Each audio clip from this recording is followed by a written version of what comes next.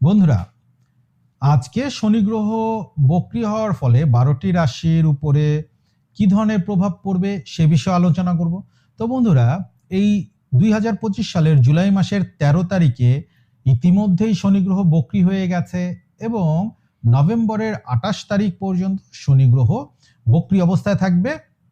এরপরে শনি গ্রহ আবার মার্গী হবে। তো বক্রী এবং মার্গী বিষয়টা অনেকেই বোঝে না, সেক্ষেত্রে বলছি আমাদের এই পৃথিবী থেকে যখন গ্রহগুলোকে অবজার্ভ করা হয় তখন কখনো কখনো এই গ্রহগুলো পৃথিবীর দিকে এগিয়ে আসতে থাকে, তখন এটাকে মার্গী গতি বলে, অর্থাৎ ডাইরেক্ট।